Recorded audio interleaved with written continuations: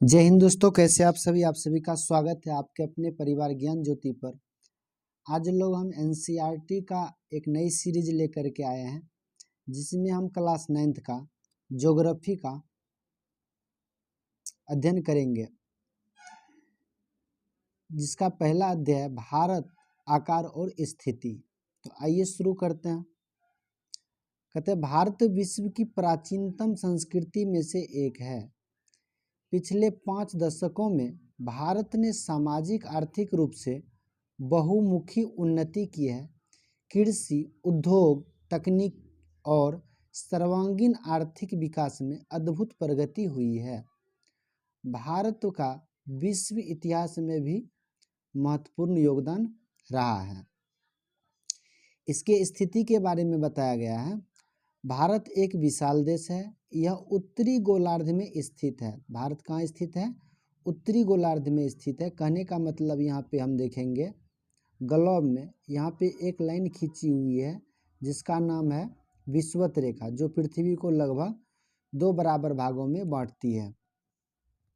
इसके ऊपर वाला हिस्सा उत्तर होता है, जिसमें भारत की स्थिति यहाँ पर है, यानी भारत उत्तरी गोलार्ध में स्थित है।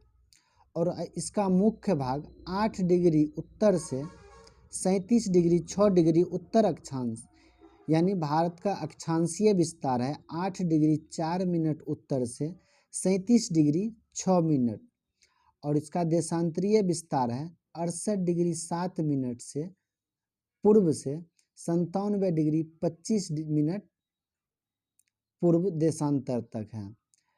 कर्क रेखा 23.5 डिग्री उत्तर में देश को लगभग 2 बराबर भागों में बांटती है। मुख्य भूभाग के दक्षिणी पूर्व अंडमान और निकोबार द्वीप समूह बंगाल की खाड़ी में तथा दक्षिण पश्चिम में लक्षद्वीप द्वीप समूह अरब सागर में स्थित है। अपनी एटलस की सहायता से इस द्वीप समूहों का विस्तार ज्ञात करें। तो भारत के मुख्य भूभाग के दक्षिण पूर्व में अंडमान निकोबार है और दक्षिण पश्चिम में लक्षद्वीप समूह स्थित है। आगे देखते हैं आकार के बारे में। कहते हैं, भारत के भूभाग का कुल क्षेत्रफल 32.8 लाख वर्ग किलोमीटर है। भारत का क्षेत्रफल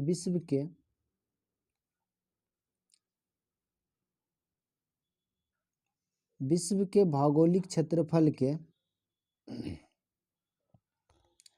2.4% है। आकृति 1.2 से स्पष्ट है कि भारत विश्व का 7वां बड़ा देश है। भारत का स्थलीय सीमा की रेखा लंबा लगभग 15,200 किलोमीटर और समुद्री तट रेखा अंडमान और निकोबार द्वीप समूह तथा लक्षद्वीप समूह के साथ 7516.16 किलोमीटर है। यानी यहाँ पे भारत का स्थान जो है विश्व में देखेंगे क्रम के अनुसार, सबसे बड़ा कौन सा है? रूस है। दूसरे स्थान पर कनाडा, तीसरे नंबर पर अमेरिका, चौथे स्थान पर चीन, 5वां स्थान पर ब्राज़ील, 6ठे स्थान पर ऑस्ट्रेलिया और 7वें स्थान पर भारत है, जिसका क्षेत्रफल कितना है? 32.8 लाख वर्ग किलोमीटर। आगे है भारत के उत्तर पश्चिम, उत्तर तथा उत्तर पूर्वी सीमा पर नवीनतम बलित पर्वत है। इसके दक्षिण भूभाग उत्तर में चौड़ा है और 22 डिग्री उत्तरी अक्षांश से हिंद महासागर की ओर संकरा होता गया। संकरा मतलब पतला होता गया। इसके पश्चिम में अरब सागर तथा पूर्व में बंगाल की खाड़ी स्थित है। चित्र 1.3 में देखिए, अक्षांश और देशांतर का विस्तार लगभग 30 डिग्री है, परंतु फिर भी पूर्व पश्चिम का विस्तार और उत्तर दक्षिण के विस्तार की अपेक्षा कम प्रतीत होता है। गुजरात से अरुणाचल प्रदेश के स्थानीय समय में 2 घंटे का अंतर है। अतः 82.5 डिग्री पूर्वी देशांतर रेखा को भारत की मानक यमयोत्तर माना गया है, जो कि उत्तर प्रदेश में मिर्जापुर से गुजरती है। तब भारत का मानक यमयोत्तर रेखा किसको माना गया है? 82.82 यानी 82 डिग्री 30 मिनट पूर्वी देशांतर रेखा को। ये कहाँ से गुजरती है? तो उत्तर प्रदेश के मिर्जापुर से होकर के गुजरती है। अक्षांश का प्रभाव दक्षिण से उत्तर की ओर दिन और रात की अवधि पर पड़ता है। तो अक्षांश रेखा के कारण जो है सो दिन और रात की अवधि पर उसका प्रभाव पड़ता है।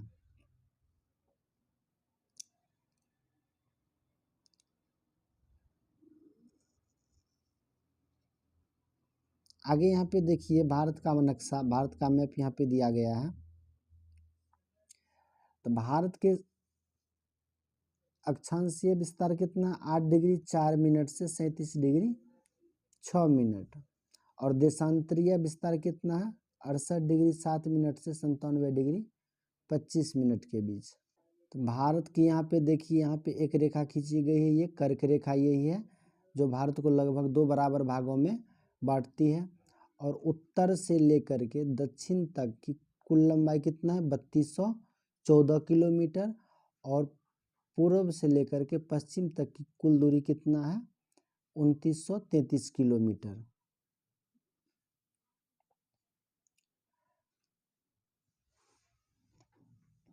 आगे हैं भारत के आकार के बारे में। भारत और विश्व।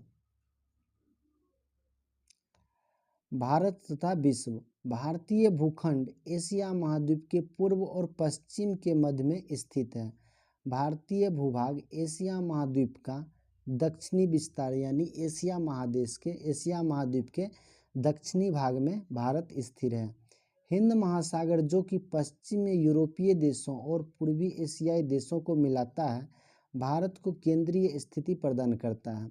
देखिए, दक्षिण का पठार हिंद महासागर में शीर्षवत फैला हुआ है और पश्चिमी एशिया, अफ्रीका और यूरोप के देशों के साथ साथ पूर्वी एशिया के देशों से भी पूर्वी तट के माध्यम से निकटतम संबंध बनाए हुए हैं। हिंद महासागर में किसी भी देश की तटीय सीमा भारत जैसी नहीं है। भारत की इसी महत्वपूर्ण स्थिति के कारण एक महासागर का नाम इसके नाम पर रखा गया, जिसका क्या नाम है? हिंद महासागर। सन 1869 में स्वेज नहर के खुलने से भारत और यूरोप के बीच दूरी 7000 किलोमीटर कम हो गई।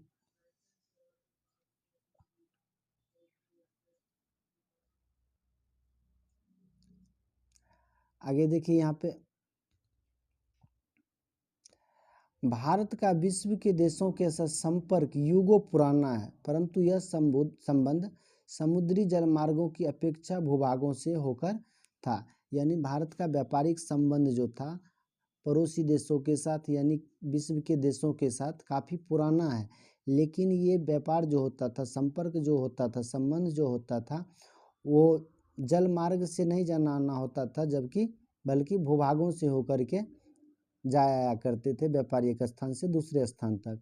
उत्तरी पर्वतों के दर्रों से अनेक यात्री प्राचीन काल में भारत आए, जबकि समुद्री मार्ग बहुत समय तक ज्ञात नहीं थे। उस समय क्या था? समुद्री मार्ग के बारे में जानकारी नहीं थी। इन मार्गों से प्राचीन समय से विचारों और वस्तुओं का आदान प्रदान होता रहा। यानी भूभाग के से होकर जो रास्ता था, उसी से होकर के लोग एक देश के लोग दूसरे देश के साथ अपना विचार और वस्तुओं का आदान प्रदान करते थे। भारत का पश्चिमी मध्य और पूर्वी एशिया तथा दक्षिणी एशिया के पड़ोसी देशों के साथ एक अद्भुत संपर्क रहा है। इसी प्रकार उपनिषदों के विचार, रामायण, पंचतंत्र की कहानियाँ, भारतीय अंक एवं दशमलव प्रणाली आदि संसार के विभिन्न भागों तक पहुँच सके।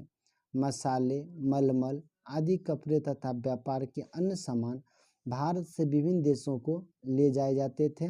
इसके विपरीत यूनानी स्थापत्य कला तथा पश्चिमी एशिया की वास्तुकला के प्रतीक मीनारों तथा गुंबदों का प्रभाव हमारे देश के विभिन्न भागों में देखा गया है। भारत के पड़ोसी देश। भारत का दक्षिण एशिया में एक महत्वपूर्ण स्थान है। भारत का दक्षिण एशिया में एक महत्वपूर्ण स्थान है। भारत में 28 राज्य और यहाँ 7 नहीं, यहाँ पे 8 केंद्र शासित प्रदेश 8 केंद्र शासित प्रदेश होगा वर्तमान में,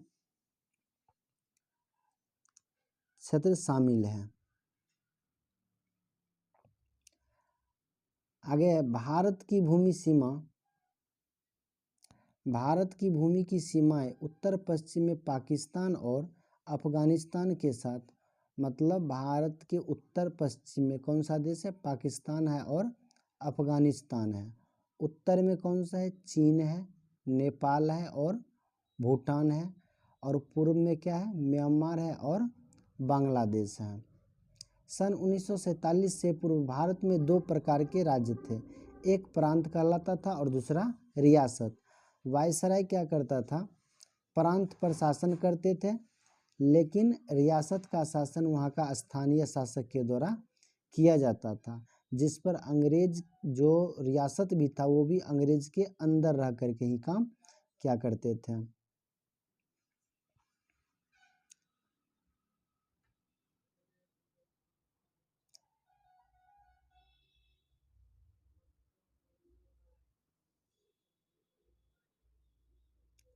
भारत और उसके पड़ोसी देश यहाँ पे देखिए क्या है, भारत के पश्चिम में यहाँ पे कौन सी है, ये अरब सागर है।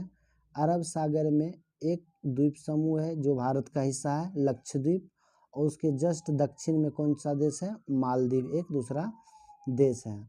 उसी प्रकार से पूर्व वाला साइड में बंगाल की खाड़ी है और बंगाल की खाड़ी में भारत का एक हिस्सा है, अंडमान और निकोबार द्वीप समूह। भारत के दक्षिण में एक द्वीप समूह जिसका नाम है श्रीलंका, और भारत के उत्तर पश्चिम में यहाँ पे पाकिस्तान और अफगानिस्तान है, और भारत के उत्तर में क्या, हिमालय पर्वत श्रेणी यहाँ पे फैला हुआ है।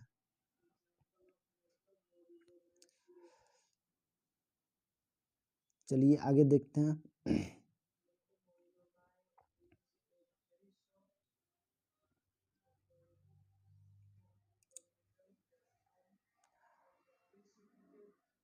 दक्षिण में समुद्र पार, दक्षिण में समुद्र पार हमारे पड़ोसी 2 द्वीप समूह राष्ट्र श्रीलंका और मालदीव है।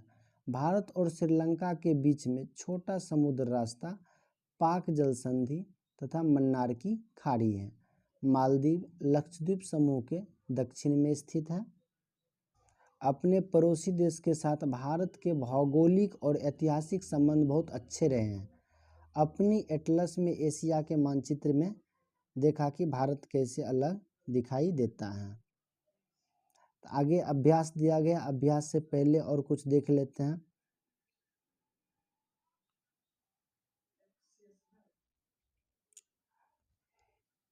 कर्क रेखा, ये है कर्क रेखा जो भारत को लगभग 2 बराबर भागों में बांटता है। तो देखते हैं कर्क रेखा किस किस राज्य से होकर के गुजरता है। तो कर्क रेखा भारत के गुजरात से होकर के गुजरता है।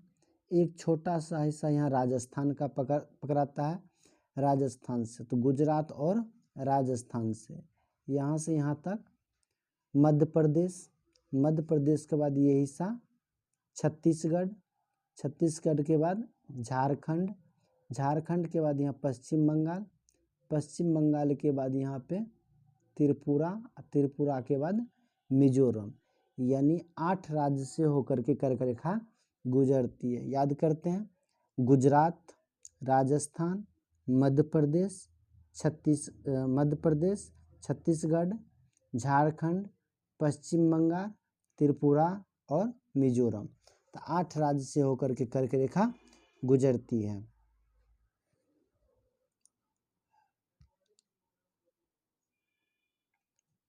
आगे देखिए क्वेश्चन क्या है, अभ्यास।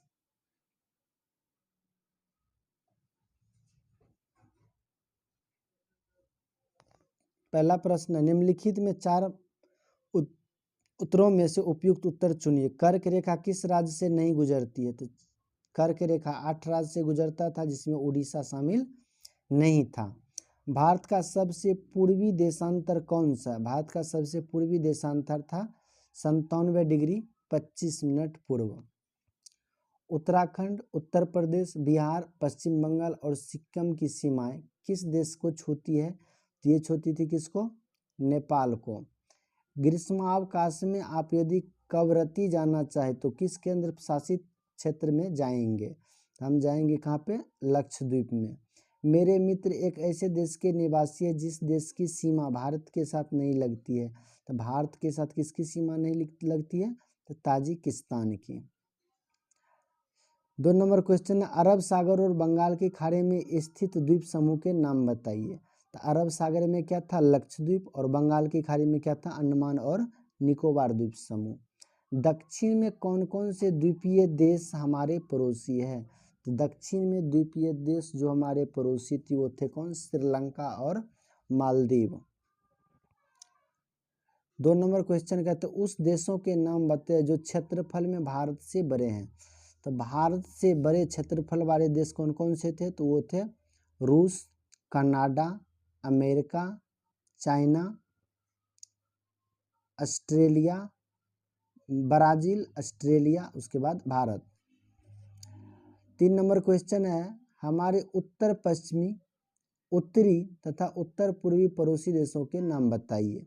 तो उत्तर पश्चिम में दो देश था, कौन कौन? पाकिस्तान और अफगानिस्तान। उत्तर में कौन था? उत्तर में था चीन, भूटान और नेपाल। उत्तर पूर्व की बात करेंगे तो वो था म्यांमार और बांग्लादेश। 4 नंबर क्वेश्चन है भारत में किन किन राज्यों से कर्क रेखा गुजरती है उसके नाम बताइए। कर्क रेखा किस राज्य से होकर के गुजरती, इसका नाम अभी जस्ट पहले बताए थे ऊपर में, फिर से बोल देते हैं। जिसका नाम है, पहला है गुजरात, दूसरा राजस्थान, तीसरा मध्य प्रदेश, छत्तीसगढ़, झारखंड, पश्चिम बंगाल, त्रिपुरा और मिजोरम। तो आइए आज का क्लास इतना ही पर समाप्त करते हैं। यदि वीडियो अच्छा लगे तो वीडियो को लाइक कीजिएगा, शेयर कर दीजिएगा और चैनल को सब्सक्राइब कर दीजिएगा। Thank you, all the best.